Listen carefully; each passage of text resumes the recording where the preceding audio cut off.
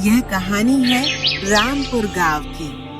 गर्मियों की दोपहर तेज धूप में गांव में एक गरीब युवक रमन अपने फटे पुराने कपड़ों में चल रहा था।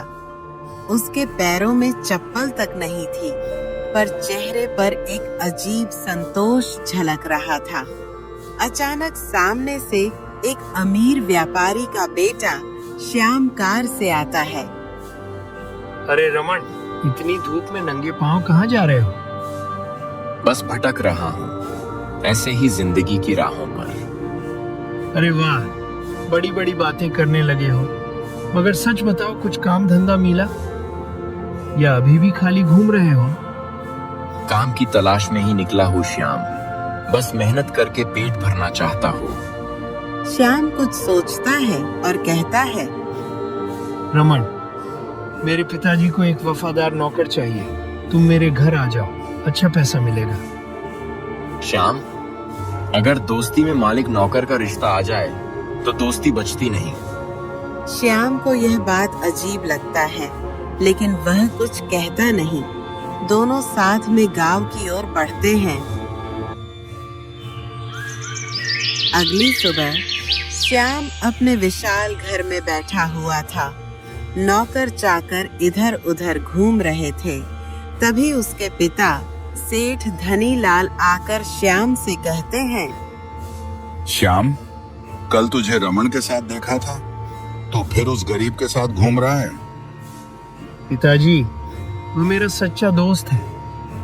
सच्चा दोस्त? श्याम, अमीर गरीब में दोस्ती नहीं होती, दोस्ती बराबरी में होती है। पर पिताजी, क्या दिल की बराबरी जरूरी नहीं? बेटा, जीवन में रिश्ते पैसे से बनते हैं, भावनाओं से नहीं। देख लेना, जब जरूरत पड़ेगी तो यही गरीब दोस्त तुझे छोड़ देगा। श्याम चुप रह जाता है और वह सोच में पड़ जाता है। कुछ देर बाद शाम हो जाती है। रमन और श्याम गांव के चौराहे पर मिलते हैं। रमन के हाथ में एक छोटी थैला होती है, जिसमें कुछ सूखी रोटियां थीं। आज क्या लाया है भाई? बस 2 सूखी रोटियां मिली हैं, आज इसी से अपना पेट भरूंगा। रमन, मैं तुझे इस प्रकार नहीं देख सकता। मुझे तेरी हालत देखकर बहुत दुख होता है, पर क्या करूं? मैं भी अपने पिता के आगे मजबूर हूं। वो गरीबों से बहुत नफरत करती हूं। श्याम, मैं भी अमीर बनना चाहता हूँ, मगर मेहनत से, किसी के टुकड़ों पर नहीं। रमन की बातें सुनकर श्याम सोच में पड़ जाता है। तभी सेठ धनीलाल के आदमी श्याम को खोजते हुए वहां आ जाते हैं। श्याम और रमन, चलो, सेठ जी ने बुलाया है। श्याम और रमन एक दूसरे को देखते हैं। पिताजी ने तुझे क्यों बुलाया? पता नहीं, पर चलकर देखता हूँ। श्याम और रमन हवेली की ओर बढ़ते हैं, लेकिन श्याम परेशान रहता है। उसे अपने पिता की बात याद आती है। बेटा, जीवन में रिश्ते पैसे से बनते हैं, भावनाओं से नहीं। देख लेना, जब जरूरत पड़ेगी तो यही गरीब दोस्त तुझे छोड़ देगा। थोड़ी देर बाद वे लोग हवेली के अंदर पहुंच जाते हैं। हवेली के मालिक सेठ धनीलाल एक बड़ी कुर्सी पर बैठे थे। रमन उनके सामने खड़ा हो जाता है। श्याम पास में खड़ा यह सब देख रहा था। तो तुम ही हो रमन, श्याम के दोस्त? जी सेठ जी, मैं ही हूँ श्याम का दोस्त। तुम्हें पता है, मेरे बेटे की दोस्ती किसी गरीब से होना हमारे परिवार की इज्जत के खिलाफ है। सेठ जी, दोस्ती दिल से होती है, दौलत से नहीं। अच्छा, तो क्या तुम साबित कर सकते हो कि तुम्हारी दोस्ती सच्ची है? श्याम और रमन एक दूसरे को देखते हैं। पिताजी, दोस्ती कोई सौदा नहीं जो उसे साबित करना पड़े। सेठ धनीलाल अपनी कुर्सी से उठते हैं। उनकी आंखों में चालाकी झलक रही थी। ठीक है रमन, अगर तुम सच में एक सच्चे दोस्त हो तो मैं तुम्हें एक काम देता हूँ। कौन सा काम सेठ जी? सेठ धनीलाल मुस्कुराते हैं और एक थैली आगे बढ़ाते हैं। इस थैली में 500 सोने की मोहरें हैं। इन्हें लेकर शहर जाओ और हमारे व्यापार के लिए सामान खरीद लाओ। इतना सुनकर श्याम चौंक जाता है। पिताजी, आप मेरे दोस्त की परीक्षा ले रहे हैं। श्याम, चिंता मत कर। अगर ईमानदारी से दोस्ती निभानी है तो परीक्षा से डर कैसा। रमन थैली लेता है और हवेली से बाहर निकलता है। श्याम उसे रोकना चाहता है, पर रमन मुस्कुरा कर चला जाता है। सेठ धनी लाल रमन को एक रहस्यमयी मुस्कान के साथ देखता है। इसके बाद रमन तेजी से जंगल के रास्ते से गुजर रहा होता है कि तभी अचानक दो डाकू उसका रास्ता रोक लेते हैं। अरे रे, लगता है थैली में काफी माल लेकर जा रहा है। जल्दी थैली इधर दे, वरना जान से हाथ धो बैठेगा। श्याम पूरी तरह घबरा जाता है। उसके सामने दो रास्ते थे, या तो थैली देकर अपनी जान बचाए या फिर लड़े और दोस्ती की ईमानदारी बनाए रखे। अरे ओ लड़के, ये पैसों की थैली हमें दे दे, वरना तुझे मारकर ले लेंगे। गरीब आदमी के पास इतना पैसा, लगता है कोई बड़ी चोरी की है। श्याम घबराता नहीं बल्कि डट कर खड़ा हो जाता है। ये पैसा मेरा नहीं, मेरे दोस्त के पिता का है। मैं इसे किसी भी कीमत पर नहीं दूंगा। डाकू एक दूसरे को देखते हैं, फिर हंसते हैं। पहला डाकू रमन की तरफ झपटता है, लेकिन रमन फुर्ती से पीछे हटता है और एक पत्थर उठाकर डाकू की टांग पर दे मारता है। अरे ये तो काफी हिम्मत वाला है। इसी बीच दूसरा डाकू रमन पर झपटने ही वाला होता है कि अचानक एक कार आकर वहां रुकता है। उस कार से श्याम एक तलवार लिए उतरता है। सुनो, रमन को छोड़ दो, वरना अंजाम बहुत बुरा होगा। डाकू दोनों को घूरते हैं, लेकिन श्याम को तलवार लिए देखकर घबरा जाते हैं। फिर वे तेजी से वहां से भाग जाते हैं। रमन ने अब भी थैली को मजबूती से पकड़ा हुआ था। तू ठीक तो है भाई? हाँ दोस्त, पर तू यहाँ कैसे आया? मुझे चिंता हो रही थी, इसलिए मैं तेरे पीछे पीछे चला आया। दोनों दोस्त एक दूसरे को देखकर मुस्कुराते हैं। श्याम को अब अपने पिता की बात गलत लगने लगती है। रमन, तू कितना भी गरीब क्यों ना हो, लेकिन तेरी दोस्ती अमीरों से कहीं ज्यादा कीमती है। रमन मुस्कुरा देता है। इसके बाद श्याम और रमन हवेली में पहुंचते हैं और सेठ धनीलाल के सामने खड़े हो जाते हैं। सेठ धनीलाल गहरी नजरों से रमन को देखते हैं, क्योंकि उसी ने उन गुंडों को थैली लूटने के लिए भेजा था। तो सोने की थैली सुरक्षित लेकर आ गए। श्याम बिना कुछ कहे थैली उनके सामने रख देता है। सेठ धनराज थैली खोलते हैं और देखते हैं कि सारी की सारी मोहरें सही सलामत मौजूद थी। अरे, एक भी मोहर गायब नहीं है। वाकई तुम एक सच्चे और ईमानदार आदमी हो। सेठ जी, मैं माफी चाहता हूँ कि आपका सामान नहीं ला पाया। कोई बात नहीं, मैं वो सामान अपने आदमियों से मंगवा लूंगा। पास में खड़ा श्याम गर्व से अपने दोस्त की ओर देखता है और अपने पिता से कहता है, पिताजी, अब तो मान गए ना कि दोस्ती दिल से होती है, दौलत से नहीं। ठीक है रमन, तुमने ईमानदारी साबित कर दी, मगर दोस्ती केवल ईमानदारी से नहीं बनती, उसमें भरोसा और बलिदान भी चाहिए। पिताजी, आपने पहले ही इसे कई परीक्षाओं में डाल दिया है, अब और क्या चाहिए? रमन, अब जब तुम्हारी दोस्ती श्याम से हो ही गई है, तो तुम हमारे परिवार का हिस्सा बन गए हो, तो मैं चाहता हूं कि तुम मेरे व्यापार में मेरी मदद करो। सेठ जी, मैं यह जिम्मेदारी खुशी खुशी निभाऊंगा, लेकिन क्या? मैं अपनी मेहनत से आगे बढ़ना चाहता हूँ, किसी का एहसान लेकर नहीं। सेठ धनराज पहली बार श्याम की सोच से प्रभावित होते हैं। अगर तुम मेहनत से आगे बढ़ना चाहते हो, तो मैं तुम्हें एक दुकान खोलने में मदद करूंगा।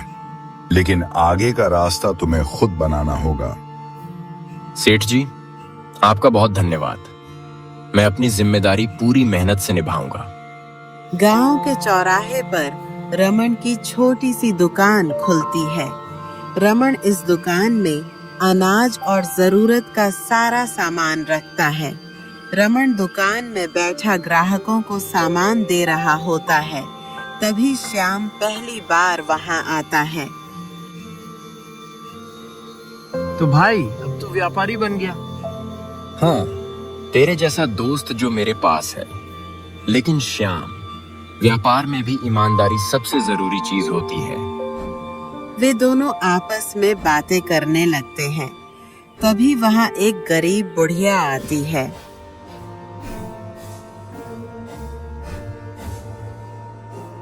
रमन बेटा, घर में खाना नहीं है, क्या थोड़ा अनाज उधार दे सकता है? रमन बिना कुछ सोचे चावल की एक पोटली निकालकर उसे दे देता है।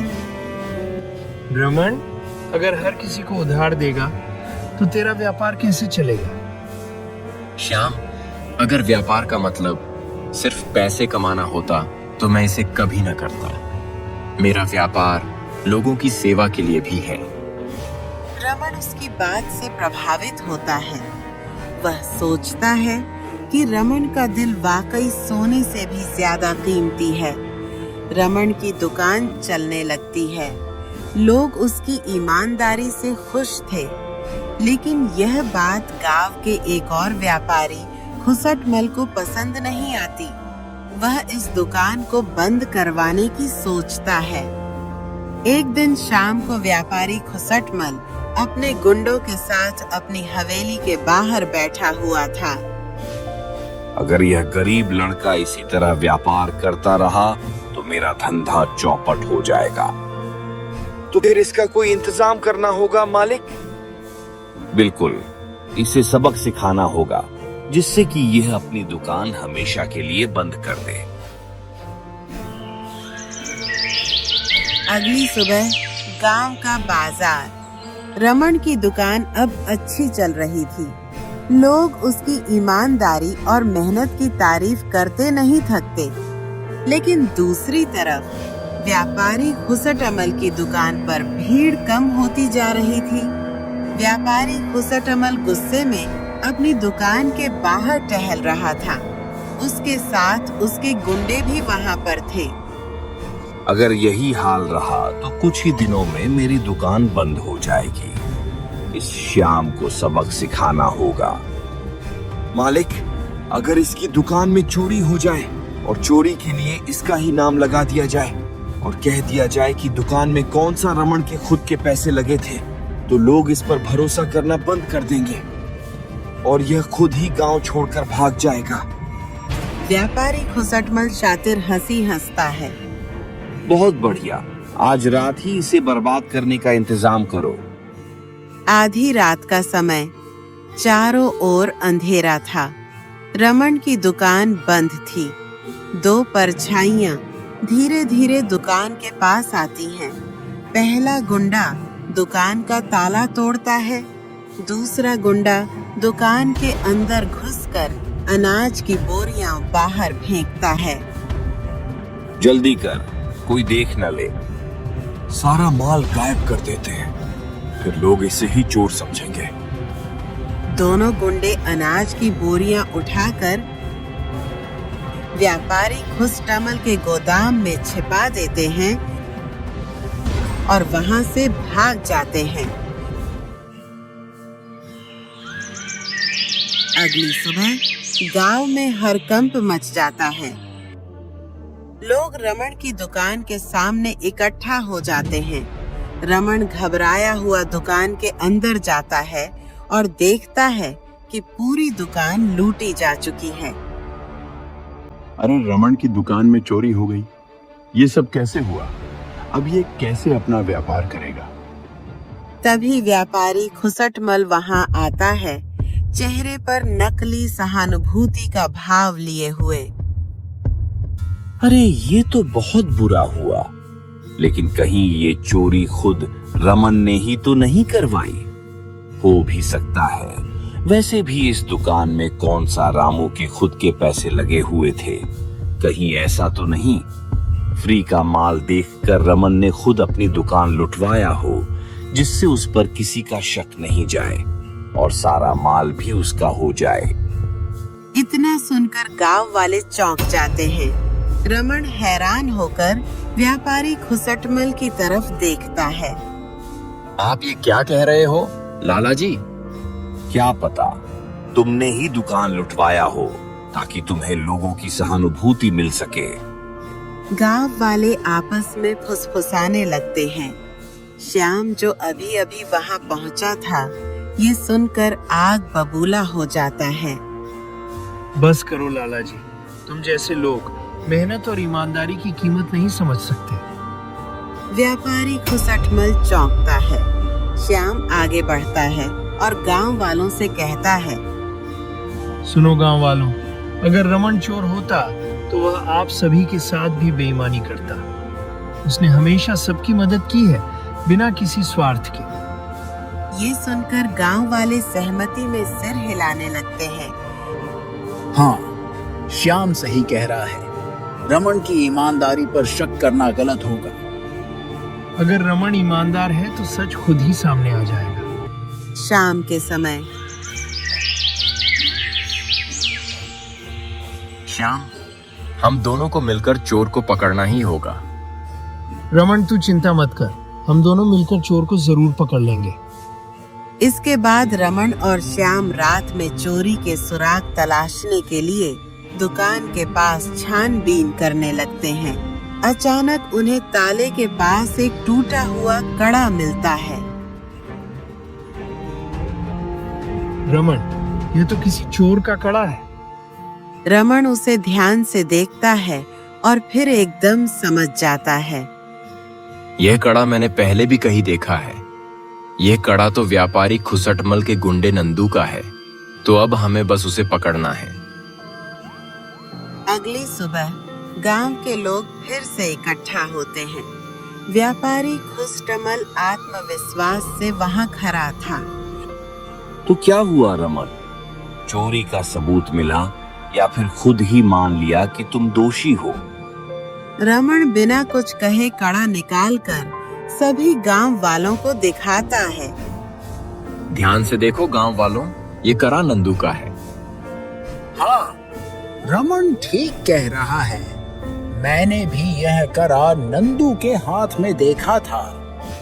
अब बोल नंदू, देख, सच बताने में ही भलाई है। नंदू डर कर कांपने लगता है। वह सबके सामने सच उगल देता है। मैंने कुछ नहीं किया। ये सब व्यापारी खुसटमल के कहने पर किया था। चोरी का अनाज उसकी दुकान के गोदाम में रखा है।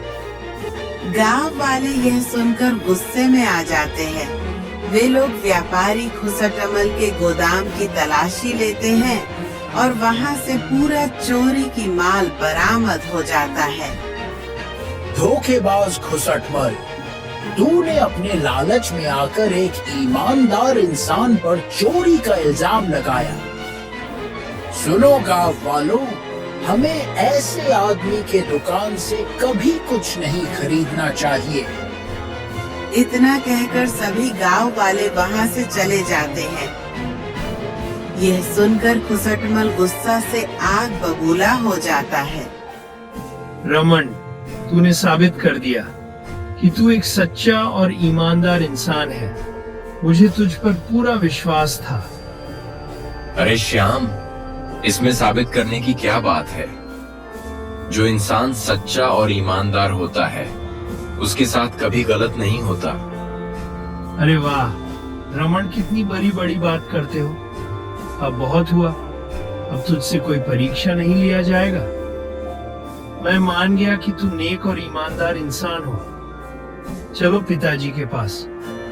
पिताजी ने तुम्हारे लिए एक खास उपहार का इंतजाम किया है।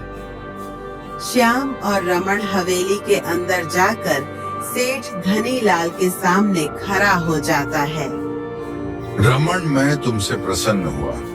तुमने अपनी ईमानदारी से मेरा दिल जीत लिया है। मुझे तुम्हारे जैसे ही एक आदमी की तलाश थी जो मेरे शहर की दुकान की देख रेख कर सके, लेकिन मुझे समझ नहीं आ रहा था कि किस पर भरोसा किया जाए।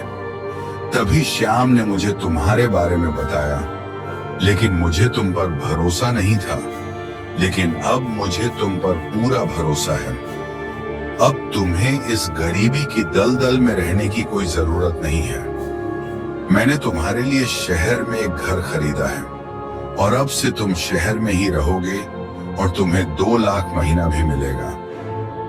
रमन इतना सुनकर मुस्कुराने लगता है और खुशी खुशी अपने घर चला जाता है।